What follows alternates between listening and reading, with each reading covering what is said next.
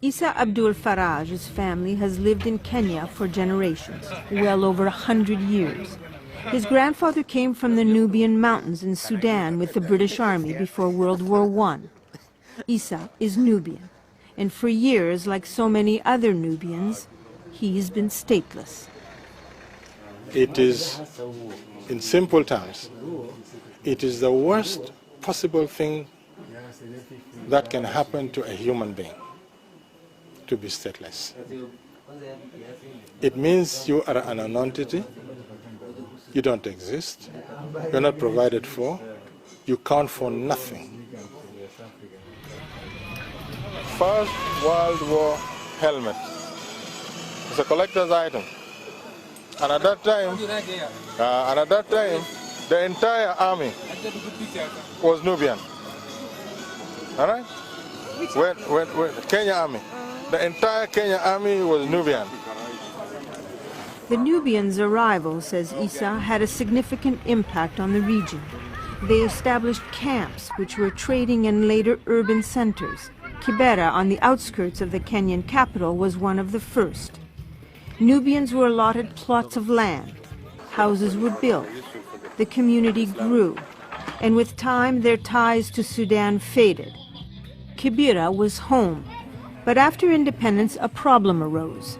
The Nubians weren't eligible for Kenyan ID cards or citizenship. And in Kenya, if you do not have an ID card, you don't exist. Technically, you cannot even leave your house, because you see, if you leave your house and you're challenged, where is your ID? That constitutes a crime. Now, if you cannot leave your house, how do you live? How do you look for a job? You can't even open a bank account. You can't transact business. You cannot own anything because you don't exist. Isa took up the cause. He established the Council of Elders and fought against what he called discrimination of the 45th tribe of Kenya. Yusuf Diab worked alongside him. Like Isa, Yusuf's grandfather came to Kenya from Sudan with the British military. We want to believe that right will always prevail. And we want to believe that there is no harm in fighting for your rights. In 2009, the government of Kenya relented. I think the government came to its senses, and they very quickly climbed down and even issued us with documents to say that we are Kenyan citizens and we are the 43rd tribe of Kenya. The Kenyan Nubian is the 43rd tribe of Kenya. Now, with that in mind, issuance of ID became a bit easy.